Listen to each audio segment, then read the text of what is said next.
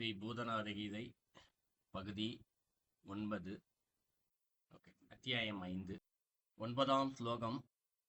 சூத முனிவர் கூறுகிறார், பகவான் அருளிச் செய்த உபதேசங்களை கேட்ட அரசன் மீண்டும் பகவானிடம் வினவுகிறான். இது 9வது ஸ்லோகம். 10ஆம் ஸ்லோகம். அரசர் கேள்வி கேட்கிறார். யாரு? ஐயப்பன்கிட்ட கேள்வி கேட்கிறாரு.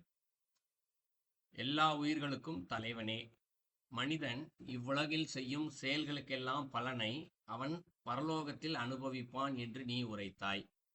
அப்படியானால் பின்னரும் மனிதர்கள் சஞ்சித கர்மாவை அனுபவிக்க வேண்டியுள்ளதே. தாமரை கண்களை உடையவனே, இறைவனே, இதை நீயே விளக்க வேண்டும் அப்படின்னு சொல்லிட்டு ஒரு கேள்வி ஒன்று கேட்குறார். அந்த கேள்வி ஏன்னா ஐயப்பன் ஒரு பதில் சொல்லியிருப்பார். மேலே என்ன சொல்லியிருக்காருன்னா, ஒரு பிறவி ஒரு மனிதன் எடுக்கின்றான். அவனுடைய பிறவிக்கான தொடர்பை முடிக்கணும் அப்படின்னா அவன் சொர்க்கத்துக்கு போய் முடிக்கணும், புண்ணிய நெறியாக இருந்தால், இல்லை நரகத்துக்கு போய் முடிக்கணும். ஸோ அது நரகத்துக்கு போய் முடிச்சுட்டு வந்ததுக்கப்புறம் தான் திருப்பி அடுத்த பிறவிக்கான பிராப்த கர்மாக்காக அவன் போகிறான். பிராப்த கர்மாவுடைய தொடர்பு விடுபட்டு போகும் அப்படின்னு சொல்லிட்டு சொல்லியிருப்பார். அதான் சொர்க்க நரகம் எல்லாத்தையும் கீழேயும் அனுபவிச்சாச்சு, மேலேயும் அனுபவிச்சாச்சு, திருப்பி எதுக்கு சஞ்சிதா கர்மாவை வச்சு அனுபவிக்க வேண்டியிருக்கு?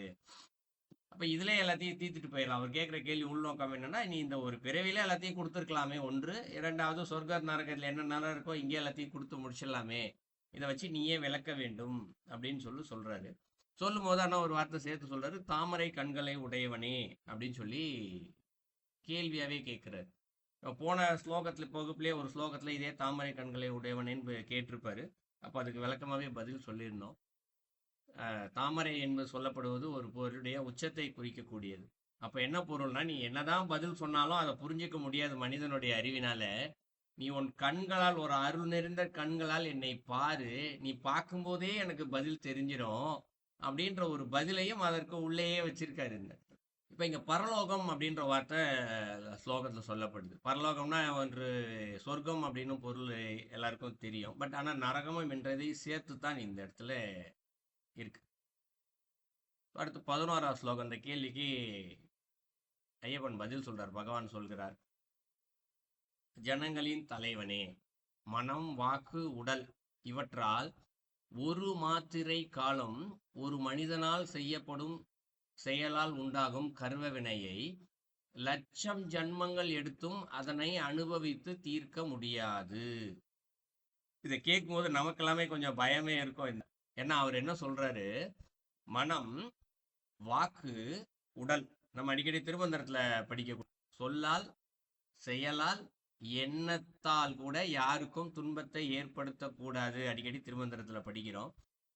அதை தான் இங்கே சொல்ல வர்றாரு. மனம் என்று சொல்லப்படுவது எண்ணத்தால், வாக்கு என்று சொல்லப்படுவது சொல்லால், உடல் என்று சொல்லப்படுவது செயலால், இவற்றால் ஒரு மாத்திரை காலம் அப்படின்னு சொல்றாரு. ஒரு மாத்திரை காலம் என்று சொல்லப்படுவது ரொம்ப அற்ப காலம். ரொம்ப அற்ப காலம்ன்றது எல்லாருக்கும் தெரியும். இந்த கண் சிமிட்டுகின்ற நேரம்தான் ஒரு மாத்திரை என்று சொல்லப்படுவது. கண் சிமிட்டுகிற நேரம் கூட நம்மளுடைய சிந்தனையாலோ சொல்லாலோ செயலாலோ யாருக்காவது துன்பத்தை ஏற்படுத்தி விட்டோமே ஆனால், தர்மத்திற்கு எதிரான காரியங்களை செய்து விட்டோமே ஆனால், இறைவன் விதித்த விதி என்று ஒன்று இருக்கிறது. இந்த உலகம் அந்த விதிப்படி தான் இயங்கிக்கிட்டு இருக்கு. அதற்கு எதிர்மறையான ஏதேனும் ஒன்றை நாம் செய்து விட்டோமே ஆனால் என்ன நடக்குதா, அதனால் உண்டாகின்ற கர்ம வினை இருக்கு இல்லையா, அந்த கர்ம வினையை தீர்த்து கொள்ள லட்சம் ஜன்மங்கள் எடுத்தும் அதனை அனுபவித்து தீர்க்க முடியாது அப்படின்னு சொல்றாரு. ஒரு பிறவியே இங்க நம்மளால முடியல. ஆனா ஒரு சிறு சிந்தனை, அணு அளவு, ஒரு வினாடி நேரத்திற்கும் குறைவான நேரத்துல நாம் ஒருத்தருக்கு ஒரு துன்பத்தை ஏற்படுத்திட்டோம்ல, என்ன ஆகுதா, இந்த தர்மத்திற்கு எதிராக செஞ்சிட்டோம்னா அதை தீர்த்து கொள்ள லட்சம் ஜென்மங்கள் எடுத்தாலும் தீர்க்க முடியாது அப்படின்னு சொல்றாரு. அப்ப கர்மவினுடைய வலிமை எவ்வளவு வாய்ந்ததாக இருக்கும், நம்மால் கற்பனை செய்தே பார்க்க முடியாது. அப்ப இதை கேட்கும் போது நமக்கு ஒரு பயம் வருது. இந்த இடத்துல என்ன இவ்வளோ பெருச இது தண்டனையா இருக்கே அப்படின்னு நமக்கு இயல்பாகவே ஒரு எண்ணம் வரும். ஆனால் இதை கொஞ்சம் எதிர்மறையா யோசிச்சு பார்க்கணும். அப்பதான் நமக்கு அதுக்குள்ள இருக்கக்கூடிய உட்கருத்து புரியும். ஒரு செயல் தவறா செய்யும் போது எடுக்கக்கூடிய வினை லட்ச ஜென்மங்கள் எடுத்தால் தீர்க்க முடியாதுன்னு சொன்னார் இல்லையா. அப்போ ஆப்போசிட்டா யோசிச்சு பாருங்க, நம்ம நல்ல செயல் ஏதேனும் ஒன்றை செய்தோமே என்றால் லட்சம் ஜென்மங்கள் இருந்தாலும் அது தீர்ந்து போகும். அதையும் நம்ம யோசிச்சுக்கணும். அப்படி ஒன்று இருந்தால் இப்படியே ஒன்று இருக்கும் இல்லையா? அதுலதான் திருமந்திரத்துல அடிக்கடி நம்ம சொல்ற விளக்கம். சொல்லால் செயலால் சிந்தனையாலும் யாருக்கும் எந்த துன்பத்தையும் ஏற்படுத்தாதீர்கள், தர்மத்தின்படி நடக்க வேண்டும். அடிக்கடி நம்ம திருமந்திரத்துல படிக்கக்கூடிய ஒரு வார்த்தை, ஸ்லோகம்.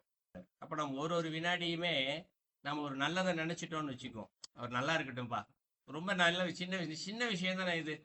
நமக்கு துன்பத்தை ஏற்படுத்தியவராக இருந்தாலும் எல்லாரும் நல்லா இருக்கட்டும்ன்ற அந்த ஒரு எண்ணம் இருக்கு இல்லையா, அதுவே நம்முடைய பல லட்சம் ஜென்மங்களை தீர்க்கக்கூடிய ஒரு நன்மையை செய்கிறது. ஸோ இது நம்ம இந்த ஸ்லோகத்துல இருந்து தெரிந்து கொள்ளலாம். ஆனா அவர் கேட்ட கேள்விக்கான பதில் என்ன?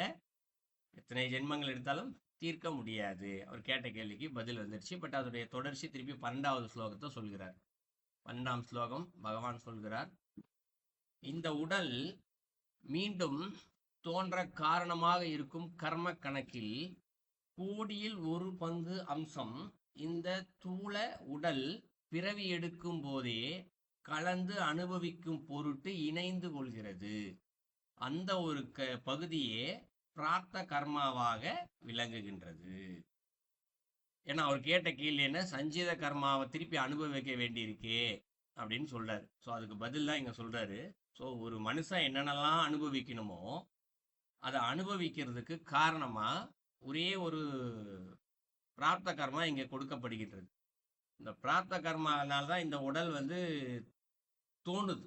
ஏன்னா உடல் தோன்ற காரணமாக இருக்கிறதுக்கு நம்முடைய கர்ம கணக்கு காரணம். அதனால இந்த உடம்பு தோணிடுச்சு. இந்த உடலால் என்ன அனுபவிக்க முடியுது? ஏன்னா ஒரு மனிதன் எவ்வளவு வெயிட்டை தூக்க முடியுமோ அவ்வளவு வெயிட் தான் அவன் தலை மேல தூக்கி வைக்க முடியும் இல்லைங்களா? அப்ப இந்த உடம்பால என்ன தூக்க முடியுது? கோடியில ஒரு பங்கு அம்சம் மட்டுமே எடுத்து நம் உடம்பில் வைக்கப்படுகின்றது. இது இந்த சூளை எடுக்கும் போதே இதுல கலந்துடுறாரா, இந்த இடத்துல கலந்து அனுபவிக்கும் பொருட்டு இணைந்து கொள்கிறது. இந்த ஒரு பகுதியே பிரார்த்த கர்மாவாக இருக்கிறது, விளங்குகின்றது. அப்ப சஞ்சித கர்மா என்பது வேறு. நம்ம இந்த பிறவியில் அனுபவிக்கிறதுக்குமா எடுத்திருக்கிறது என்ன எடுத்திருக்கோம்? கோடியில ஒரே ஒரு பங்கு தான் சொல்றார். அப்ப இந்த ஒரு பங்கை அனுபவிக்கும் போது கூட தவறாக நாம் எதையாவது சிந்தித்து விட்டோமே ஆனால், யாருக்காவது எதிர்மறையானதோ தர்மத்திற்கு எதிர்மறையாகவோ ஏதேனும் ஒன்று சிந்தனை வச்சுட்டா கூட என்ன ஆயிடுச்சு, திருப்பி லட்சக்கணக்கான ஜென்மங்கள் சேருது. எங்க போய் சேருது? அந்த சஞ்சித கர்மாவோட போய் சேர்ந்துருது. இப்படித்தான் பிறவிகள் கோடிக்கணக்கில் இங்கு இருந்து கொண்டே இருக்கின்றது. அது இந்த ஸ்லோகத்துல தெரிந்து கொள்ளலாம். அடுத்து 13ஆம் ஸ்லோகம் பகவான் சொல்கிறார், இறைவனுடைய கட்டளையினால் பிரார்த்த கர்மங்களை அனுபவிக்க வேண்டி உயிர்கள் பூமியில் தோன்றுகின்றன. அரசே, இதில் மீதம் இருக்கும் கர்மங்களே சஞ்சிதம் எனப்படுகின்றது. இது 13ஆம் ஸ்லோகம். இதுல முதல்ல என்ன சொல்றாரு? இறைவனுடைய கட்டளையினால் அப்படின்னு ஒரு வார்த்தையை பயன்படுத்திட்டு, அப்போ நாம பிறவி எடுத்திருக்கோம். நம்ம எடுத்துக்கூடிய பிறவி பிராப்த கர்மாவினால் எடுக்கப்படுது. சஞ்சித கர்மா ஓரமா இருக்கு, அது எங்க இருக்குன்னு தெரியாது. அதுல இருந்து கோடியில ஒரு பகுதி எடுத்து இந்த உடம்பு எடுத்து வந்திருக்கு இல்லையா உயிர்கள். ஏன் அப்படி வந்துச்சான்? இறைவனுடைய கட்டளையினால். அப்ப நாம் இந்த உடம்பை எடுத்து இங்க வந்திருப்பதற்கு காரணம் இறைவன் இங்கு கட்டளை இட்டிருக்கின்றார். அதனால் இந்த உடம்பை எடுத்துட்டு வந்திருக்கோம். இந்த உடம்புல அனுபவிக்கக்கூடிய ஒவ்வொன்றும், அது இன்பமாகட்டும் துன்பமாகட்டும், எல்லாமே எதனால் வந்திருக்கு? நம்முடைய பிரார்த்த கர்மாவினால் தான் இதனை அனுபவிக்கின்றோம். ஸோ இதனை தெரிஞ்சுக்கிட்டோம் அப்படின்னாலே நம்ம துன்பம் வரும்போது என்ன செய்வோம்? இறைவன் கட்டளை இட்டிருக்காரு, நம்ம இதை அனுபவிக்கணும்னு, அதனால இதை அனுபவிக்கிறோம்னு நினைச்சுக்கிட்டோம்னா நம்முடைய மனம் இங்கு துன்பப்படாது. இன்பம் அனுபவிக்கும் போதும் இதே போல சிந்தித்து கொண்டோமே என்றால் நாம் இந்த இடத்துல விருப்பு வெறுப்பு அற்ற நிலையில் சமமான நிலையில் இருப்போம். திருமந்திரத்துல இதை படிச்சிருப்போம். இதனாலும் இறைவன் செயல்தான் அப்படின்னு அடிக்கடி படிப்போம். அதை இங்க ரொம்ப சொல்றாரு, கட்டளை இட்டிருக்காரு, அவர் கட்டளையின்படிதான் நடக்குது. ஆனா நம்ம என்ன செய்யறோம்? இறைவன் கட்டளையின்படி இது நடக்கின்றது என்று சிந்திக்கவில்லை. நான் செய்தேன், நான் செய்கிறேன், என்னால் நடந்தது, என்னால் மட்டுமே முடியும், இப்படி சிந்தித்து கொண்டிருக்கின்றபடியால் தான் இந்த துன்பச் சூழலில் சிக்கி கொண்டிருக்கின்றோம். ஸோ இது 13ஆம் ஸ்லோகத்துல நம்ம தெரிஞ்சுக்கலாம். அடுத்து 14ஆம் ஸ்லோகம் பகவான் சொல்கிறார், அரசே, நான் இன்னும் விளக்குகிறேன், கவனமாக கேள். நான் இன்னும் விளக்கமா சொல்றேன், நீ கவனமா கேளு. அப்படின்னு சொல்றாரு. மனம் எப்போது பரபிரம்மத்தோடு லயம் அடைகிறதோ அப்போதே சஞ்சித கர்மங்களும் இனி உண்டாக போகும் கர்மங்களும் ஒரு முடிவுக்கு வந்து விடுகின்றது. ஒரு மரத்தின் வேர் அழிந்து விட்டால் மரம் எப்படி உயிர் வாழும்? இது 14வது ஸ்லோகத்துல சொல்றாரு. இப்ப நம்ம இதுக்கு முன்னாடி ஒரு 4 ஸ்லோகம் பார்த்துருக்கோம். 4 ஸ்லோகத்துல 5 ஸ்லோகமா 4 ஸ்லோகம் பார்த்துருக்கோம். இந்த 4 ஸ்லோகத்துலையுமே இந்த சொல்லப்படுகின்ற எல்லாமே கொஞ்சம் பயமுறுத்துற மாதிரியே இருக்கும். நீ ஒரு பங்கு தான், நம்ம கோடியில் ஒரு பங்கு தான் இங்கே அனுபவிக்கிறோம். இப்போ நீ எவ்வளோடா அனுபவிக்க வேண்டியிருக்குன்னு யோசிச்சாலும் நமக்கு பயம் வரும். ஐயோ, நம்ம தெரியாமல் ஒரு தப்பு மனசால சிந்திச்சிட்டா கூட இன்னும் லட்சம் பேரே வருமேன்னு ஒரு பயம் வரும். ஆனால் ரொம்ப அழகா இதில் பதில் கொடுத்துட்டாரு. பரபிரம்மத்தோடு நீ லயம் செய். அது எப்படின்றதும் பின்னாடி இருக்க ஸ்லோகத்தை சொல்றாரு. லைக்கிறதுன்னு சொல்றாங்களே, எப்படி லயிக்கிறதுங்க தான் லயம் தான் மனசுக்குள்ள இருந்து வரமாட்டேங்குதே அப்படின்னு பலருக்கு கேள்வி எழலாம். ஆனால் அதற்கும் பின்னாக பதில் சொல்கிறார். பரபிரம்மத்தோடு லயம் அடைகின்றதோ, இப்படி பரபிரம்மம் என்று சொல்லக்கூடிய இந்த அசையா சக்தி இறைவனோடு உன்னுடைய மனதை லயிக்கவை. அப்போது நமக்கு அந்த கோடிக்கணக்கான சஞ்சித கர்மம் இருக்கு இல்லையே பின்னாடி, அதுவும் இனி உண்டாக போகும் பிறவிகளும், அதாவது என்ன, மனசால நம்ம எப்பயாவது சிந்திச்சிட்டோம்னா கூட சரி, ஒரு தவறான சிந்தனை ஏதோ ஒன்று வைத்து விட்டால் கூட இங்க லட்சக்கணக்கான பிறவிகள் வருது இல்லையா, இது எல்லாமே என்ன செய்தான், ஒரு முடிவுக்கு வந்துருதான். அதுக்கு உதாரணமா என்ன சொல்றாரு, ஒரு மரம் இருக்கு, அந்த மரத்தை வந்து மேல நம்ம எவ்வளவுதான் வெட்டிக்கிட்டே இருந்தாலும் சரி, அது திருப்பி திருப்பி முளைச்சி வந்துகிட்டே இருக்கும் இந்த இடத்துல. ஆனா அதோடைய வேரை மொத்தமா எடுத்து வெளியில போட்டுட்டோம்னு வச்சுக்கோ, அந்த மரம் முளைக்கவே முளைக்காது. அதைத்தான் இங்க சொல்றாரு, ஒரு மரத்தின் வேர் அழிந்து விட்டால் மரம் எப்படி உயிர் வாழும்? இப்ப மரமே உயிர் வாழாது இல்லையா? அப்போ மனிதன் கூடிய வேர் எது இங்க? அவனுடைய சஞ்சித கர்மா. அந்த சஞ்சித கர்மா என்று சொல்லக்கூடிய அந்த வேரை அழித்து விட்டோமே ஆனால் அப்புறம் பிறவி எங்கிருந்து வரும்? வரவே வராதே. அதைத்தான் இந்த இடத்துல சொல்றாரு. அப்ப நீங்க முதல்ல இதுல சொல்லக்கூடிய கருத்து என்ன? நான் இதெல்லாம் சொல்றேன்னு சொல்லி பயப்படாதீங்க, இன்னும் எவ்வளோ பிறவி இருக்கு, எப்படா இதெல்லாம் அனுபவிக்கிறது அப்படின்னு சொல்லி நீங்க இறைவனோட லயிக்கிறதுக்கு முயற்சி செய்யுங்க. லயிச்சு போங்க. நீங்க லயிச்சு போயிட்டீங்கன்னா உங்களுடைய எல்லா பிறவிக்கும் காரணமான மூலவேரே அழிஞ்சு போகும் அப்படின்னு ஒரு ரகசியத்தை இங்க சொல்லி கொடுக்குறார். அடுத்து 15ஆம் ஸ்லோகம். இந்த உடல் உருவாக காரணமான பிரார்த்த கர்மத்தை அனுபவித்தே தீர்க்க வேண்டும். இறைவனின் கட்டளைக்கு எதிராக யாரால் நிற்க முடியும்? ஆக ஜீவன் முக்தர்களிடம் இருந்து பிரம்மத்தை உணர்ந்து கொள்வதற்காக இந்த தேகத்தை காப்பாற்றி கொள்ள வேண்டும். இல்லாவிட்டால் ஞானத்தை எங்ஞனம் அடைய முடியும். ஸோ இப்போ லயம் அடையலை அப்படின்னு சொல்லி லயம் அடையணும்னு சொன்னார். ஆனால் நமக்கு லயம் வரமாட்டேங்குதுன்னு சொல்கிறோம் இல்லையா? அதனுடைய ஒரு உட்கருத்தை, சின்ன கருத்தை இங்கே வைக்கிறார். என்ன வைக்கிறாருன்னா, இப்போ நமக்கு லயிக்க முடியல அப்படின்னு சொன்னோம்னா எதனால் லயிக்க முடியல அப்படின்னா, நமக்கு உள்ள இன்னும் பலவிதமான ஆசைகள், இல்லை அனுபவிக்கக்கூடிய கர்மாக்கள், ஐ மீன் துன்ப வினைகள், இது என்ன இருந்தால் இங்கு லயிக்க முடியாது, கொஞ்சம் கடினம்தான். அப்போ அதுக்கு என்ன செய்யலாம்ன்றதையும் பின்னாடி வர ஸ்லோகத்தில் சொல்கிறாரு. கொஞ்சம் தான் இருக்கணும், 4 ஸ்லோகத்தை சொல்லிடுவாரு, பார்த்துருவோம். ஏன் இது நடக்குது? இந்த துன்ப பிறப்பு, இந்த பிராப்த கர்மான்றது இப்போ இன்று அனுபவிக்கக்கூடிய ஒவ்வொரு இன்ப துன்பங்கள் ரெண்டுமே தான். இது ஏன் நடக்குதுன்னா, நாம் தான் அனுபவித்து தீர்த்தே ஆக வேண்டும். இதை ஒன்றும் செய்ய முடியாது.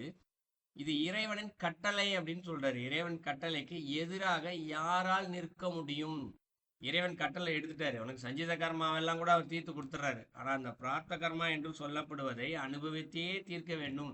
இதை போன வகுப்புல நிறைய பார்த்துருந்தோம் நினைக்கிறேன். அது உதாரணம் அப்புறம்லாம் கொண்டு வந்திருந்தேன். ஒரு அனுபவிக்க வேண்டி இருந்ததுன்னா அனுபவிச்சு தான் தீர்க்கணும் எல்லாத்தையுமே. பல ஞானிகள் எல்லாத்தையும் அனுபவிச்சு தீர்த்திருக்காங்க இல்லைங்களா? அப்போ இறைவனுடைய கட்டளையின்படி அனுபவித்து தான் தீர்க்க வேண்டும். அப்போ அனுபவிக்கிறதுக்கு என்ன வேணும்? இந்த உடம்பு வேண்டும். இந்த உடம்பு இருந்தால் தான் அனுபவிக்க முடியும். அப்போ இறைவன் நமக்கு ஒரு பெரிய பொக்கிஷமான உடம்பை நமக்கு கொடுத்திருக்கிறார். ஏன்னா மனிதன் நினைச்சானா நம்ம உடம்புல இருக்க எந்த பகுதியுமே அவனால், அறிவியல் ஆய்வு எங்கேயோ போயிருச்சு, ஆனால் எந்த பகுதியையும் அவனால் உருவாக்க முடியாது. சின்ன சின்னது வைக்கலாம், எலும்புக்குள்ள நான் பிளேட் வச்சேன், உள்ள பம்ப் பண்ணுறதுக்கு ஏதோ மிஷினை வச்சேன், எல்லாம் உடம்புக்குள்ள எல்லாமே சொல்லலாம். ஆனால் உள்ளே இருக்கக்கூடிய ஒரு உறுப்பை அதே போல புதிதாக அவனால் உருக்க முடியுமா என்று கேட்டால் புதிதாக உருவாக்க முடியாது. அப்ப எது முக்கியம்? நம்முடைய பிரார்த்த கர்மாவை முழுமையாக அனுபவித்து முடிக்க இந்த உடம்பு என்பது ஒன்று வேண்டும். இந்த உடம்பு இருந்தாதான் அனுபவிக்க முடியும். அப்ப உடம்பு இல்லை அப்படின்னா நம்மளால அந்த பிரார்த்த கர்மாவை அனுபவிக்க முடியாது. இப்ப பிரார்த்த கர்மாவை அனுபவிக்க முடியல அப்படின்னா என்ன ஆகும்? இதனுடைய தொடர்பை நாம் அறுப்பதற்கு ஒன்று நரகத்திற்கோ இல்ல சொர்க்கத்திற்கோ சென்று கிடக்க வேண்டும். உடம்ப காப்பாத்திக்க ஏன் நம்ம சொர்க்கத்துக்கோ நரகத்திற்கோன்னு சொல்லிட்டேன். ஆனா இல்ல உள்ள ஒரு நல்லா ஆழ்ந்து பார்த்தா நிச்சயமா நரகத்துக்கு தான் அந்த ஆன்மா போக வேண்டி இருக்கும். ஏன் அப்படின்னு சொல்லி கேட்டோம்னா, உடம்ப பார்த்துக்கலையே. அந்த உடம்பை பார்த்து கொள்ள வேண்டியது ஒரு தர்மம். இறைவன் நீங்க விதிச்சிருக்காரு. ஆனா அந்த உடம்ப அவர் பார்த்துக்கல. ஒண்ணு துன்பப்பட்டு அந்த உடம்ப கெடுத்துக்கிறாரு. இல்லை என்றால் இப்ப நம்ம உலகத்துல பாக்குறோம்ல, துன்பம் அதிகமானோடனே இந்த சூசைட் பண்ணிக்கிற கேஸ் எல்லாம் போகுது. அப்ப இறைவன் கொடுத்த உடம்பை என்ன பண்றாங்க? அவர்கள் தவறாக பயன்படுத்தி விடுகிறார்கள். கொடுத்ததை பார்த்துக்கிறது இல்லை. அப்ப இறைவன் எப்படி திருப்பி கொடுப்பாரு? எவ்வளோ பெரிய பொக்கிஷத்தை கொடுத்தா அவன் பார்த்துக்கல, திருப்பி எப்படி இன்னொரு உடம்ப கொடுப்பாரு? கொடுக்க மாட்டாரு. நரகத்துல தான் கிடக்கணும். அந்த எப்ப கொடுப்பாருன்னே தெரியாது. இல்லை நம்மளே உலக ரீதியா ஒரு குழந்தைகிட்ட ஒரு பொருளை கொடுக்குறோம், தொலைச்சிருது. காஸ்ட்லி பொருளை கொடுக்குறோம், தங்கமோ செயினோ போட்டு விடுறோம், தொலைச்சிருது. திருப்பி போட்டு விடுமா, நீ எதை கொடுத்தாலும் தொலைச்சிருவோம்னு சொல்லிட்டு போடவே மாட்டோம் நிச்சயமா இன்னொரு நாள். இல்லையா? அப்ப அது போல இறைவனும் இங்கு கொடுக்க ஒரு சாதாரண தங்கத்துக்கே இப்படின்னா இப்போ உடம்பு எவ்வளோ அதை விட மேலானது. அதை எப்படி திருப்பி கொடுப்பாரா? கொடுக்க மாட்டாரு. அதனாலதான் சொல்றாரு, அந்த பிரம்மத்தை உணர்ந்து கொள்வதற்காக இந்த தேகத்தை காப்பாற்றி கொள்ள வேண்டும். இல்லாவிட்டால் ஞானத்தை எங்ஞனம் அடைய முடியும். ஸோ ஞானத்தை அடைய முடியாது அப்படின்னு சொல்றாரு. அடுத்து இன்னொன்னு சொன்னாரு, ஆக ஜீவன் முக்தர்களிடமிருந்து அப்படின்னு ஒரு வார்த்தையை பயன்படுத்தியிருந்தார். அப்ப பிரம்மத்தை உணர வேண்டும் என்றால் எப்படி உணரணும்? இதற்கு முன்பாக யாராவது ஒரு ஜீவன் முக்தர்கள், இங்கே ஜீவன் முக்தர்கள் என்று சொல்லப்படுபவர்கள் ஞான நிலையில் இருப்பவர்கள், முனிவர்கள், ரிஷிகள், யோகிகள், மகான்கள், இவங்கெல்லாம் நம்ம சொல்லலாம். இவங்கெல்லாம் ஜீவன் முக்தர்கள். ஏன்னா அவங்க ஏற்கனவே பிரம்மத்தை தெரிஞ்சுக்கிட்டாங்க. அவங்க கிட்ட இருந்து தான் நம்மளால தெரிந்து கொள்ள முடியும். ஏன் அவங்க கிட்ட இருந்து தெரிஞ்சுக்க முடியும்? அவங்க தான் இந்த இடத்துல தெரிஞ்சு கொண்டவங்க தான் வழி காமிக்க முடியும். தெரியாத ஒரு ஆள் வழி சொல்ல முடியாது. ஒரு ஊருக்கு பயணம் போனோம்னா ஊருக்கு சென்றவர் தான் வழி சொல்ல முடியுமே தவிர்த்து செல்லாதவர் வழி சொல்ல இயலாது. ஸோ இவங்கெல்லாம் போனவங்க, பிரம்மத்தில் லயிச்சு போய் கிடக்கிறவங்க. அதெல்லாம் இவங்ககிட்ட இருந்து தான் நம்மளால கற்றுக்கொள்ள முடியும். ஸோ அதில் இந்த உடம்ப பத்திரமா பார்த்துக்கணும் அப்படின்னு சொல்றாரு. அதுவும் தர்மம் தான். இந்த உடம்ப சரியா பார்த்துக்கலாலும் அந்த சஞ்சித கர்மால போய் சேர்ந்து போகும். இது 15வது ஸ்லோகம். அடுத்து 16வது ஸ்லோகம். தர்மம், அர்த்தம், காமம், மோட்சம் இந்த நான்கையும் இந்த உடலின் வாயிலாகவே அனுபவிக்க முடியும். எனவே அரசனே, இந்த உடலை நல்ல விதமாக ரட்சித்து கொள்ள வேண்டியது அவசியம். இந்த உடல் ஒரு நாள் அழியத்தான் போகிறது. அது எப்போது என்று தெரியாது அரசே. அதற்காக இந்த உடல் இப்போதே போனால் என்ன என்று நினைத்துவிடக் கூடாது. உடம்ப பத்திரமா பார்த்துக்கணும்னு சொல்லிட்டு சொன்னார் ஒன்று. அப்போ நடுவில் ஒரு உட்கருத்து சொன்னேன். சில பேர் இந்த தன்னைத்தானே மாய்த்து கொள்கின்ற பல பேர் இருக்கின்றார்கள் துன்பத்தின் வாயிலாக. அது தப்பு அப்படின்னு சொல்றாரு. என்ன காரணம்னா, ஒன்று தர்மம்னது இப்பதான் முன்னாடி சொல்லியிருந்தேன் உங்களுக்கு. இந்த தர்மத்தை செய்யத்தான் நம்முடைய லட்சக்கணக்கான பிறவிகள் போகும் என்பதை ஆரம்பத்துல சொல்லியிருந்தேன், இன்றைய வகுப்புல ஆரம்பத்துல. அப்ப அதுக்கு இந்த உடம்பு வேணும், தர்மம் செய்யணும். உடம்பு இல்லாம நம்மளால தர்மம் செய்யவும் முடியாது. தர்மம் செய்யலைன்னா அந்த சஞ்சித கர்மா தீரவும் தீராது. ஸோ அதெல்லாம் தர்மம் செய்யறதுக்குனா இந்த உடம்பு வேண்டும். இன்னொன்று அர்த்தம் அப்படின்றாரு. அர்த்தம்னா இந்த இடத்துல பொருள் என்று பொருள். ஏன்னா இதெல்லாமே சமஸ்கிருத வார்த்தை. இந்த இங்கே பயன்படுத்துகின்ற எல்லா வார்த்தையும் சமஸ்கிருத வார்த்தை தான். அர்த்தம் என்பது பொருள். பொருள் என்றால் என்ன? நம்முடைய ஆசைகளை அனுபவிக்க வேண்டியது. நுகர்தல் என்று பொருள். எனக்கு கார் ஓட்டணும்னு ஆசை, கார்ல பயணம் பண்ணணும்னு ஆசை, அந்த ஊர்ல இருக்கிறது எல்லாத்தையும் நான் பார்க்கணும்னு ஆசை. இப்படி நிறைய ஆசை இருக்கும் இல்லையா ஒரு ஒரு பிறவியிலையும். அதனால தானே குறிப்பிட்ட சில உணவுப் பொருட்கள் மீது மட்டும் தனியா பற்று ஆசை வருது. அதை பார்த்தோன்னே தானா எச்சில் ஊறும். அப்படியே ஆசை போல ஒரு எம்மியா இருக்கும். இதெல்லாம் இந்த இடத்துல அர்த்தம் தான். அடுத்தது காமம். இந்த இடத்துல ஆசை என்று சொல்லப்படுவது. ஆசைன்னு சொல்லப்படுறது இன்னும் வேறு சில ஆசைகள். ஒன்று பொருளால் நுகரப்படுதல், இன்னொன்று பொருள் இல்லாமல் நுகரப்படுதல் பல இருக்கு. சிந்தனையால், சொல்லால், செயலால் சில விஷயங்கள் வந்து ஒரு பாட்டு இருக்கு. பாடிக்கிட்டே இருக்கணும்னு பாடணும்னா அப்படியே சந்தோஷமா இருக்கும். நல்லா இருக்குப்பான்னு ஆசைப்படுவோம். அதை திருப்பி பாட்டு பாட்டை கேட்கறதுக்கு ஆசைப்படுவோம். அதுபோல நம்ம உடம்பால் உணர்தல், இச்சை இதெல்லாம் சேர்த்து சொல்லிடலாம். காமம் என்று சொல்லப்படுது. அடுத்து மோட்சம். மோட்சம் என்று சொல்லப்படுவது முக்தி. இந்த நான்கையும் இந்த உடலின் வாயிலாகவே அனுபவிக்க முடியும் அப்படின்னு சொல்றார். அப்ப இறைவனோடு சென்று இரண்டரை கலக்க வேண்டும் என்ற முக்தி வேண்டுமென்றால் இந்த உடம்பு அவசியம். உடம்பு இல்லாமல் நேரடியா சொர்க்கத்துல சொர்க்கத்துல எல்லாத்தையும் அனுபவிச்சாச்சு அப்படியே நீ இறைவனோட இரண்டரை கல முக்தி அடையவே முடியாது. நரகத்துல இருந்து துன்பத்தெல்லாம் அனுபவிச்சு முடிச்சாச்சு அப்படியே நேரம் இறைவன்கிட்ட சென்று முக்தி கிடைச்சிருவான்னு கேட்டா முடியாது. ஸோ இது மீண்டும் உடம்பெடுத்து பிரம்மத்தோடு லயித்துத்தான் அந்த முக்தியை அடைய முடியும். ஏன்னா அதுக்கான பாதை அதுதான். இறைவனை சென்று அடையக்கூடிய பாதையானது இந்த உடல் வழியாகத்தான். அப்ப இந்த உடம்பானது ரொம்ப முக்கியம். எனவே அரசனே இந்த உடலை நல்ல விதமாக ரட்சித்து கொள்ள வேண்டியது அவசியம் அப்படின்னு சொல்றாரு. அப்ப நல்ல விதமாகன்ற வார்த்தையை சேர்த்து சொல்றாரு. ரட்சித்தல்னா பாதுகாத்தல். இந்த உடம்ப நல்ல விதமா பாதுகாத்துக்கோங்க அப்படின்னு சொல்றாரு. ஏன்னா பல பேருக்கு இன்னைக்கு வயசாகி போச்சு, நான் என்னப்பா செய்ய போறேன், இந்த உடம்பு இருந்தா என்ன இல்லாட்டின இதுபோல் எண்ணங்கள் எல்லாம் சில பேருக்கு வரும்.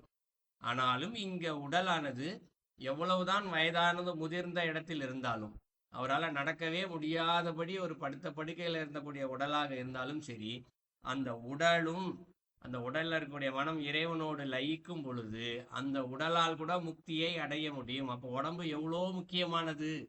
அதான் இந்த இடத்துல சொல்றாரு, எனவே அரசனே அப்படின்னு ரொம்ப ஆழமா சொல்றாரு. இப்படிப்பட்ட உடம்பா இருந்தாலும் சரி முக்தி அவசியம். அதனால இந்த இடத்துல உடம்ப நல்ல விதமா பாதுகாத்துக்கோ, அது அவசியம் அப்படின்னு சொல்றாரு. அடுத்து என்ன சொல்றாரு, இந்த உடல் ஒரு நாள் அழியதான் போகுது. இன்னைக்கா ஒரு நாள் அழிஞ்சிடும் நிச்சயமா. அது எப்போது என்று யாருக்கும் தெரியாது. அது எப்பயோ போற உடம்பு இன்னைக்கே போனா என்ன அப்படின்னு ஒரு கேள்வி இந்த இடத்துல மனசுக்குள்ள வரக்கூடாது, நினைக்க கூடாதுன்னு சொல்றாரு. விதை போனால் என்ன, யாருக்கும் இதனால் என்ன நஷ்டம், போனா என்ன அப்படின்னு சொல்லி நினைக்க கூடாதுன்னு சொல்றாரு. ஏன் நினைக்க கூடாதுன்னு சொல்றாரு, அப்படி நினைத்தோமே என்றால் நாம் இந்த உடம்பின் மீது பாதுகாக்கவில்லை. இறைவன் இந்த உடம்ப பாதுகாக்கணுன்ற ஒரு தர்மத்தை நம்ம கிட்ட கொடுத்துருக்காரு, பொக்கிஷத்தை கொடுத்துருக்காரு. இதெல்லாம் என்னால பார்த்த முடியாது பாப்பா அப்படின்னு சொன்னா என்ன ஆயிடுச்சு, தர்மத்தை மீறுகிறோம். அப்ப என்ன ஆயிடுது, மேற்கொண்டு சஞ்சித கர்மாவில் பாவங்கள் சேர வாய்ப்பு இருக்கிறது என்றுதான் சொல்றேன். வாய்ப்பு இருக்குன்னு தான் சொல்றேனே தவிர்த்து அதே தீரும்னு சொல்லலை. ஆனால் என்ன நடக்கும், இந்த ஒரு முக்கியமா நடந்தே தீரும்னா மனம் லயிக்காது. யாருக்கு என்ன நஷ்டம், போனா போயிட்டு போகுது இந்த உடம்பு அப்படின்னு சொன்னோம்னா இந்த மனமானது இறைவனிடத்தில் அந்த பிரம்மத்தில் லயிக்காது. ஏன்னா லயிச்சாதான் முக்தி அடைய முடியும், இந்த சஞ்சித கர்மாவெல்லாம் தீர்க்க முடியும்.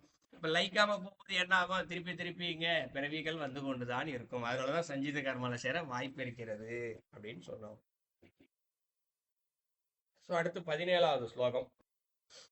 இந்த உடல் போகமான வாழ்க்கையை அனுபவிப்பதற்காக உண்டானது அல்ல. அது தத்துவங்களை, உண்மையை உணர்வதற்காக கொடுக்கப்பட்டது. இதனை உணர்ந்து உனது உடலினை காப்பாற்றிக்கொள் அப்படின்னு சொல்றாரு. இப்போ உடம்ப பாதுகாத்துக்கோன்னு சொல்லி சொன்னாரு. நாமெல்லாம் ஏதோ ஒரு வகையில உடம்ப வந்து சரியா பாதுகாத்துக்கிறது இல்லை. அதனாலதான் நோய் என்பதுன்னு வருது. வீட்டுல எல்லாருடையும் மாத்திரை இல்லாத வீடு யார் வீட்லயும் கிடையாது, மருந்து மாத்திரை இருக்கு. அப்ப என்ன அர்த்தம், நம்ம உடம்ப சரியா பாதுகாத்துக்கலன்னு அர்த்தம். ஏன் சரியா நம்மளால பாதுகாக்க முடியல அப்படின்னா நம்மளுடைய எண்ணங்கள் தான் மூல காரணமாக இருக்கின்றது என்பதை இங்க உள்கருத்தாக சொல்கிறார். என்ன உள்கருத்து, நம்ம எதுக்காக பிறந்திருக்கோம், எல்லாத்தையும் அனுபவிக்கிறது தான் பிறந்திருக்கோம். இந்த எண்ணம் எல்லாத்துக்கும் உண்டு.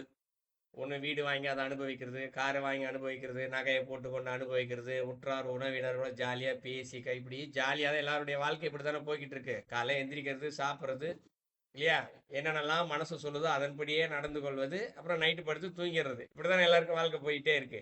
ஆனா என்ன சொல்றாரு, இதற்காக இந்த உடல் உண்டாகவில்லை. ஏன்னா போகம்னு சொல்றாரு இந்த இடத்துல. இப்ப நம்ம அனுபவிக்கிறதெல்லாம் போகத்தை தான் அனுபவிச்சுட்டு இருக்கோம். காலைல இருந்து நைட் வரைக்கும் உட்கார்றதுக்கு ஒரு வசதியான சேர் வேணும்னா கூட இந்த சேர் வாங்கினா வசதியா இருக்கும், எந்த கட்டில் வாங்கினா வசதியா இருக்கும், எந்த பெட்டு வாங்கினா இப்படித்தான் மனம் சுகங்களை நோக்கித்தான் சென்று கொண்டு இருக்கின்றது. ஆனா என்ன சொல்றாரு, இதையெல்லாம் அனுபவிக்கிறதுக்காக உடம்பு கொடுக்கப்படலப்பா. அப்புறம் எதுக்கு கொடுக்கப்பட்டிருக்கு, அது தத்துவங்களை உண்மையை உணர்வதற்காக கொடுக்கப்பட்டதுன்னு சொல்றாரு. ரெண்டு விஷயத்த சொல்லியிருக்காரு. முதல்ல தத்துவம்னு சொல்றாரு. எது தத்துவம்? நம்ம திருமந்திரத்துல நிறைய படிச்சிருப்போம். இறைவனது தத்துவங்கள்னு சொல்லி ஏன் பிறந்தோம், எதுக்கு பிறந்தோம், இந்த 36 தத்துவங்கள், 96 தத்துவங்கள், இதெல்லாம் தெரிஞ்சுக்கிட்டோம் அப்படின்னா இன்னைக்கு படிச்சிருக்கோம். 36 தத்துவம் என்னன்னு ஓரளவுக்கு தெரிஞ்சிருக்கோம். நம்ம வகுப்புல சைவ சித்தாந்தம் படிச்சவங்க நிறைய பேர் தெரிஞ்சிருக்காங்க, இல்லைலாம் சொல்ல. ஆனா முழுசா உணர்ந்துட்டாங்களா அப்படின்னு கேட்டா இல்ல. ஏன்னா உணர்ந்துருந்தாங்கன்னா இந்நேரம் ஞானி ஆயிட்டு இருப்பாங்க. ஞானி ஆகல, இன்னும் உலக ரீதியா உலக குடும்பத்துக்குள்ள தான் இருக்காங்க. அப்ப படிச்சிருக்காங்க, அவ்வளவுதான். இப்ப என்னையும் சேர்த்து தான் நான் சொல்றேன். திருமந்திர வகுப்பு எடுத்துக்கிட்டு இருக்கேன்றதுக்காக இங்க யாரு ஞானி ஆயிடல. இன்னும் இந்த ஆசைகள் இதெல்லாம் இருக்குதான் செய்யுது, இல்லைன்னு சொல்ல இயலாது. அப்போ இங்க இதை தான் சொல்றாரு. இதை அனுபவிக்கல, தத்துவத்தை நீ தெரிஞ்சுக்கோ. இந்த தத்துவம் மட்டுமல்ல, சிவபெருமான ரூபத்திற்கான தத்துவம், முருகருடைய ரூபத்திற்கான தத்துவம், விநாயகரது ரூபத்திற்கான தத்துவம், இவ்வளோ தத்துவங்கள் இங்கு கொடுக்கப்பட்டிருக்கு. ஏற்கனவே நம்ம விநாயகருக்கான ரூப தத்துவம்லாம் கொஞ்சம் படிச்சிருக்கோம். முருகருக்கான ரூப தத்துவம் கொஞ்சோண்டு தான் படிச்சிருக்கோம், முழுசா படிக்கல. சிவனக தத்துவம் அப்பப்போ ஒன்று ஒன்று சொல்லிக்கிட்டே இருப்போம். சடாமுடினா என்ன, கழுத்துல ஏன் பாம்பு போட்டிருக்காரு, இடுப்புல ஏன் புலித்தோல் அணிஞ்சிருக்காரு, சாம்பலை ஏன் உடம்புல பூசிட்டு இருக்கு, இதெல்லாம் ஒரு தத்துவம். நம்ம கதையா படிச்சுட்டு என்ன பண்றோம், ஒரு ரூபமா கற்பனை பண்ணிக்கிட்டு இருக்கோம். ஆனால் அந்த தத்துவங்களை நீ உணர்வதற்காகத்தான் பிறந்திருக்கிறாய். ஏன் அதுல நீ தத்துவத்துக்கு தெரிஞ்சுக்கிட்டீனாதான் உன் மனம் பிரம்மத்தில் லயிக்கும். தத்துவங்களை தெரிந்து கொள்ளாமல் பிரம்மத்தில் லயிக்காது. இரண்டாவது, உண்மையை என்று ஒரு வார்த்தை சொல்ற.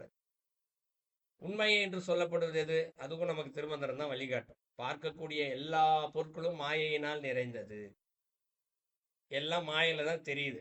ஆனால் மாயை இல்லாமல் பார்க்கும்பொழுது அத்தனை பொருட்களும் இறைவனால் ஆனதுதான். எல்லா பொருட்களும் 5 பூதங்களால் ஆனதுதான். ஆனா நம்ம 5 பூதம் கண்ணுக்கு தெரியல. இரும்பு இரும்பா தெரியுது, பிளாஸ்டிக் பிளாஸ்டிக்கா தெரியுது, மரம் மரமா தெரிகிறது, விலங்கு விலங்கா தெரியுது இல்லையா? அப்ப அந்த உடம்புக்கு மாயை விலைக்கு உண்மையை பார்க்கும்போது என்ன தெரியும்? இறைவன் அங்கு தெரிய ஆரம்பிப்பார். இப்ப இறைவனை நம்ம தெரிஞ்சுக்கிட்டோம்னா உண்மையை தெரிந்து கொண்டதாக அர்த்தம்.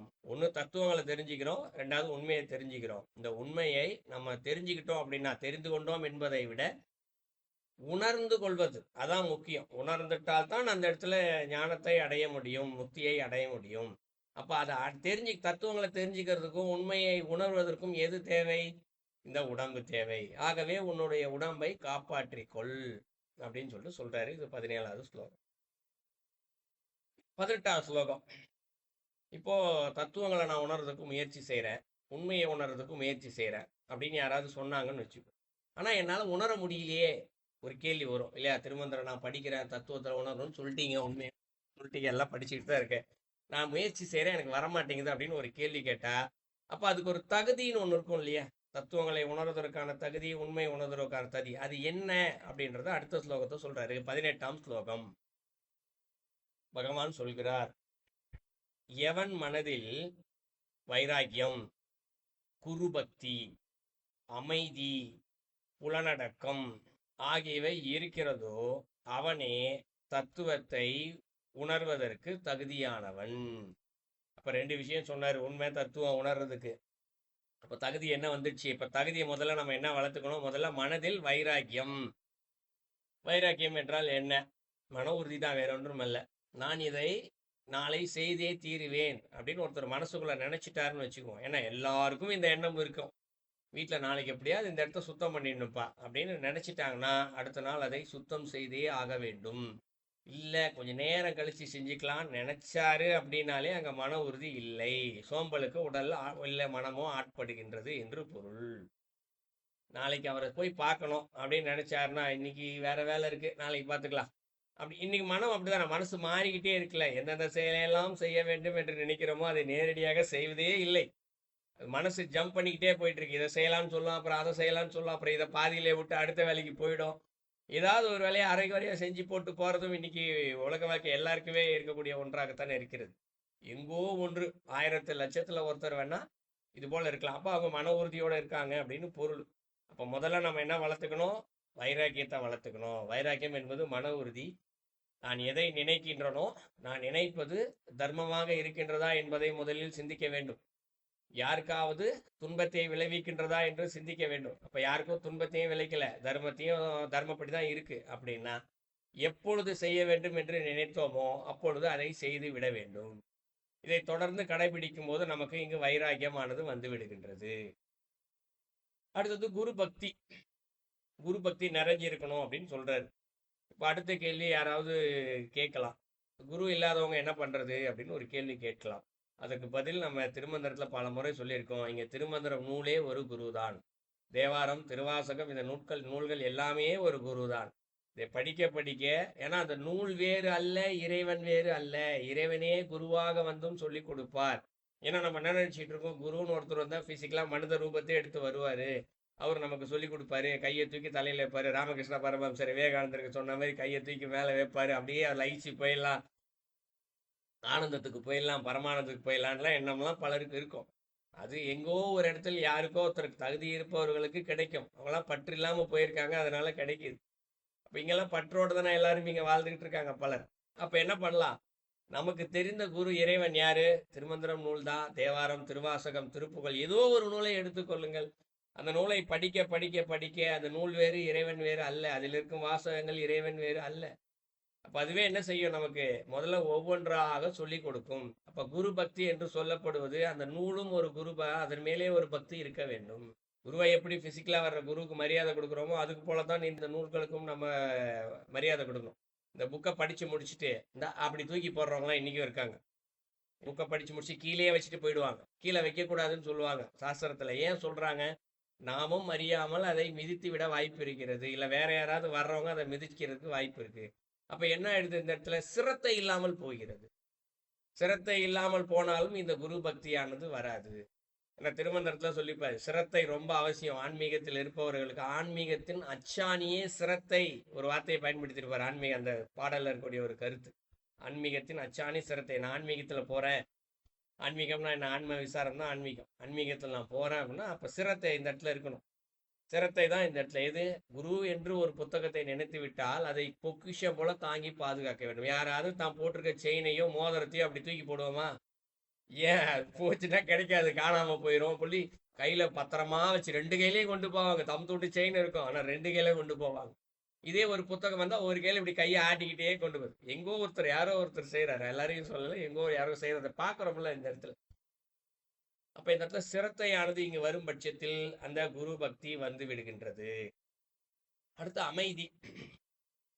அமைதி என்பது இங்க யார்ட்டையுமே இல்லை. அதனால அதிகபட்சம் பேசுவதை தவிர்க்க வேண்டும். ஒரே இடத்தில் அமர்ந்து, புத்தகம் இல்லாமல், போன் இல்லாமல், டிவி இல்லாமல், ரேடியோ இல்லாமல், அதிகபட்சம் அருகில் மக்கள் யாரும் பேசாமல் இல்லாமல் அமைதியாக இருப்பதற்கு முயற்சி செய்ய வேண்டும். இது ஒரு பயிற்சி தான். அந்த பயிற்சி செஞ்சாலே போதும், ஓரளவுக்கு அமைதி வந்துடும். இதை அனுபவிச்சு பார்த்தா தெரியும். அதுக்கு தான் அடிக்கடி இந்த ஞானிகள்லாம் பார்த்தீங்கன்னா காட்டுக்குள்ளே போய் உட்காந்துக்கிறாங்க. ஏன்னா அங்கே எந்த மனுஷனும் இருக்க மாட்டான் அந்த இடத்துல. ஸோ மனிதன் இல்லாத இடத்துல அவனுடைய எண்ண அலைகளும் அந்த இடத்தை சுற்றி இருக்காது. நாம் கூட செய்யலாம். நம்ம வீட்டுக்கு மொட்டை மாடியில் போய் சும்மா சேரை போட்டு உட்காந்துக்கலாம். ஃபோன் இல்லை, புக் இல்லை, எதுவுமே இல்லை, சும்மா உட்காந்து அப்படியே பார்த்துக்கிட்டே இருக்க வேண்டியதான் கொஞ்ச நேரம். டெய்லி ஒரு பயிற்சி முறையாகவே ஒரு 30 நிமிஷம் 1 மணி நேரம் உட்காந்துட்டு இருந்தாலே போதும். இது வயதானவர்கள் அதிகமாகவே செய்யக்கூடியதான். அதனால தான் வயதானவர்களாக பார்த்தீங்கன்னா சிறிதளவு மனதளவில் பார்த்தோம்னா அமைதியாக இருப்பாங்க. காரணம் என்னென்னா இந்த ஒரு பயிற்சியை அவர்கள் செய்வதால் படபடப்பே வராது. அவங்க மேலே டெய்லி கொஞ்ச நேரம் போய் உட்காந்துட்டு வந்து வீட்டுக்குள்ளே ஏதாவது சொன்னாலும் படபடப்பே வராது அவர்கள் வயதானவர்கள். காரணம் என்ன? அவர்கள் செய்த அமைதி என்று சொல்லக்கூடிய அந்த பயிற்சி. மனம் அமைதி அடையும். அடுத்தது புலனடக்கம். இப்போ நம்மளுடைய புலன்லாம் அடங்கி இருக்கான்னு கேட்டால் இல்லை. அதனுடைய விருப்பத்தில் தான் நாம் சுற்றிக்கிட்டே இருக்கோம். அது தர்மத்தின்படி இருக்கா, அதர்மத்தின்படி இருக்கு, எதை பற்றி யோசிக்கிறதே இல்லை. செய்யணும்னு தோணிச்சா உடனே செஞ்சிரு, சாப்பிடணும்னு தோணிச்சா சாப்பிட்ரு. இல்லையா? சாதாரணமாக கோயிலே நம்ம பார்க்குறோம்ல, அடிக்கடி சொல்கிற உதாரணம் தான். ஒரு ஐயர் விபூதி கொடுத்துடக்கூடாது, அபிஷேகம் பண்ண விபூதியை. யாருக்கு கிடைக்குதோ இல்லையா எல்லாரையும் தள்ளி விட்டுக்கிட்டு போய் பிடுங்கிறதெல்லாம் கூட பார்க்கலாம். இல்லையா? விபூதியெல்லாம் அவருக்கு கொடுக்குறாரு. ஒரு வரிசையில் நின்று ஒரு ஒழுக்கத்தோடு வாங்கணுன்ற எண்ணம் கூட இங்கே பல மக்கள்கிட்ட இல்லை. எனக்கு முதல்ல கிடைச்சி நான் அடுத்தவனை வச்சு எனக்கு கவலை இல்லை. இதுவா இங்கே சிந்தனை புல நடக்கும்.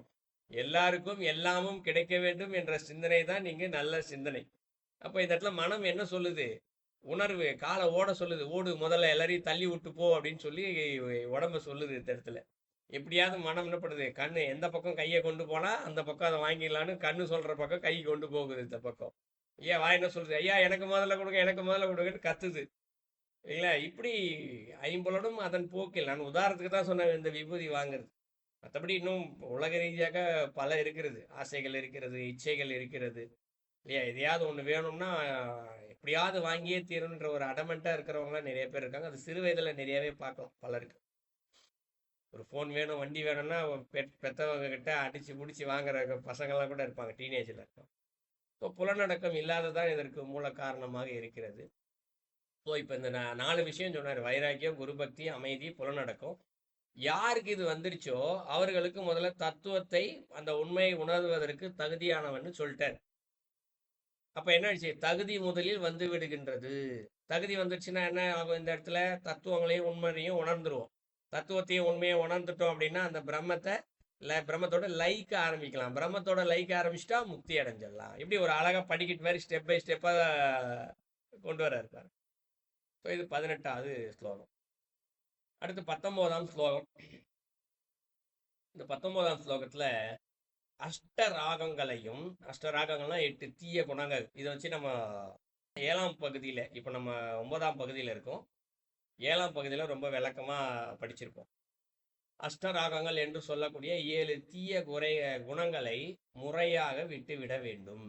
அரசே, இது என் மேல் கொள்ளும் தீவிர பக்தியால் மட்டுமே சாத்தியமாகும் அப்படின்னு சொல்றாரு.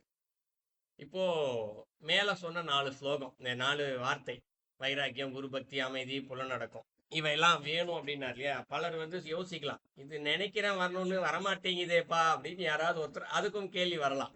அதுக்கு இங்க ரொம்ப அழகா பதில் சொல்றாரு. ஸோ நம்மகிட்ட ஒரு 8 விதமான தீய குணங்கள் இருக்கிறது. காமம், குரோதம், லோபம், மோகம், மதம், ஆச்சரியம், டம்பம், அகங்காரம், திருஷ்ணா என்று சொல்லக்கூடிய அஷ்டராகங்கள் இருக்குது. இதை பற்றி விளக்கம் நிறைய 7ஆவது ஸ்லோகத்தில் 7ஆம் பகுதியில் பேசியிருக்கேன் நிறையா. என்ன கிட்டத்தட்ட அதை பேசினா ஒரு 1/2 நேரம் போயிடும். ஏற்கனவே பேசியிருக்கேன், யூடியூப்ல இருக்கும். ஸோ அது பார்க்கலாம், அது தெரிஞ்சுக்கலாம். ஸோ இதை முறையாக விட்டுவிட வேண்டும் அப்படின்னு சொல்றாரு. விட்டுடுன்னு ஒரே லைன்ல சொல்ல, முறையா விடு அப்படிங்கிறாரு. அது எப்படி முறையா விடுறது அப்படின்னா, 8த்தையும் ஒரே நாள் இன்னிலேருந்து நான் விடக்கூடாதுப்பா அப்படின்னு பொருள் அல்ல. இப்ப 8ல ஒவ்வொன்றாக இப்போ நம்ம மனசு ஒரு செயல் செய்யும் போது யோசிக்கணும், இந்த 8ல இது அடங்கி இருக்கா, 8ல இது அடங்கி இருக்கா என்று ஒவ்வொரு முறையும் சிந்திக்க வேண்டும். சிந்திச்சுக்கிட்டே இருக்கும்போது என்ன ஆகும்? அதை விட்டுறதுக்கு முயற்சி செய்யணும். வைராக்கியத்தோடு அதை விட்டு விட முயற்சி செய்ய வேண்டும். இப்ப திடீர்னு ஒரு அஷ்டராகங்களும் முதல்ல சொல்லப்படுகின்றது காமம், ஆழமான ஆசை, இச்சை, இது எல்லாமே வரும். இப்போ அதை செயல்படுத்துறதுக்கு முயற்சிக்கும் போது இது தர்மமா இல்லையா முதல் கேள்வி வரணும். எனக்கு ஒரு பொருள் வாங்க ஆசைப்பட்டுறோம், காமம் தான் அது. காமனா இச்சை என்பது மட்டும் நேரடியான பொருள் அல்ல. அது ஒரு டிவி வாங்கணும்னு ஆசைப்படுறோம்னு வச்சுக்கோ. அப்போ இந்த டிவி வாங்கணும்னு மனமானது ஆசைப்படுது, இது தர்மமா இல்லையா அப்படின்னு யோசிச்சோம்னு வச்சுக்கோ. இப்போ நான் அந்த டிவியை வாங்குறது உலக அறிவை தெரிந்து கொள்வதற்காக. நான் டெய்லி நியூஸ் பார்க்குறேன், உலகத்தை வச்சு தெரிஞ்சுக்கிறேன், ஆன்மீக தகவல்கள் கேட்குறேன், பல வித கருத்துக்கள், நல்ல கதைகள், தேவாரம் திருவாசத்துக்கு விளக்கம் சொல்கிறாங்க, இல்லை திருவிளையாடல், ஏதோ ஆன்மீக படம் ஓடுது, இதெல்லாம் பார்த்து என்னுடைய அறிவை நான் வளர்த்து கொள்வதற்காக டிவியை வாங்கணும் அப்படின்னு ஒருத்தர் நினைச்சாருன்னா தாராளமாக வாங்கலாம். ஆனால் வீட்டில் நான் டிவி வச்சுருந்தா தான் கௌரவம், 4 பேர் வீட்டுக்கு வராங்க, டிவி இல்லைன்னா நம்மளை ரொம்ப கௌரவ குறைச்சலாம் நினைப்பாங்க, அதுக்காக நான் டிவி வாங்கி வைக்கிறேன்னு நினைச்சாங்கன்னா அப்போ அது புலனடக்கம் இல்லாமை. அப்போ தர்மத்திற்கு எதிராக அவருடைய சிந்தனை செல்கிறது. இல்லை தேவையில்லாத படங்களை பார்ப்பதற்கு, இல்லையா? இல்லை நான் அதில் சத்தமாக பாட்டு வச்சு கேட்டோம் அப்படின்னா அடுத்தவர்கள் துன்பப்படுவோம். சத்தத்தை குறடப்பா, வீட்டில் பல பேர் கேட்டிருப்பாங்க, சின்ன வயசு பசங்க கேட்க மாட்டாங்க. நானே அந்த தவறெல்லாம் செஞ்சுருக்கேன். ஓவராக சத்தமாக பாட்டு வைப்பான், வயசானவங்களாம் சவுண்டை குறைப்பான்னு எவ்வளோ கத்துவாங்க, கேட்கறதே இல்லை. அது ஒரு சந்தோஷம், அனுபவிக்கிறது. அடுத்தவர்கள் துன்பப்பட்டாலும் பரவாயில்லை, நான் மகிழ்ச்சியோடு இருக்க வேண்டும் என்ற எண்ணம், இது அதிகபட்சம் 20-25 வயதுக்குள்ள இருப்பவர்கிட்ட அதிகமா இருக்கும். இதெல்லாம் தர்மத்திற்கு எதிரானது தான். அப்ப இது போல இருக்க தீய குணங்களை விட்டுவிட வேண்டும். அது போல எண்ணம் வரும் போது என்ன செய்யணும்? ஐயோ, அடுத்தவங்க துன்பப்படுறாங்களே, தர்மத்திற்கு எதிரானது என்று சிந்தித்து விட முயற்சிக்க வேண்டும். இதுதான் முறை என்று சொல்கிறாருங்க. ஸோ இந்த முறைப்படி விட ஆரம்பிக்கணும். இது எப்படி விட முடியும் அப்படின்னா என்ன சொல்றாரு? அரசே, இது என் மேல் கொள்ளும் தீர பக்தியால் மட்டுமே சாத்தியமாகும் அப்படின்னு சொல்றாரு. அப்ப பக்தி என்று சொல்லப்படுவது எது? சரணடைதல். அப்போ ஒவ்வொரு வாட்டியும் இதை நம்ம செய்யணும்னு நினைக்கும் போது மனம் 2 பக்கம் துடிக்கும். ஒண்ணு செய்யின்னு புலன் செய்யும், இன்னொன்னு என்ன செய்யும்? அது தர்மத்துக்கு எதிரானதாச்சே அப்படின்னு சொல்லி என்ன பண்ணுவோம்? மனசு சொல்லும். ஒரே நேரத்துல மனசு என்ன செய்யும்? செய்யன்னு சொல்லும், செய்யாதுன்னு சொல்லும். அப்போ ஒரு குழப்பத்துல நிற்கும். குழப்பத்தில் நிற்கும் போது எப்பயுமே புலன்கள் தான் அதிகப்படியா வெற்றி பெற்று என்ன செய்யும்? தவற செய்ய வச்சிடும். அப்ப என்ன பண்ணணும்? இந்த இடத்துல இறைவனை சரணடைதல். நாம் எந்த தெய்வத்தை வணங்குகின்றோமோ அந்த தெய்வத்தை எப்பா சாமி என் மனசு கேட்க மாட்டேங்குது, நான் இதை செஞ்சது உனக்கு பிடிக்காது, அதனால நான் இதை செய்யாம இருக்கிறதுக்கு எனக்கு அருள் புரி. இந்த பிரார்த்தனை என்ன செய்யும்? நம்முடைய மனதை பக்குவப்படுத்தி வைராகியத்தை கொடுக்கும். அதுதான் என்ன பண்ணுது?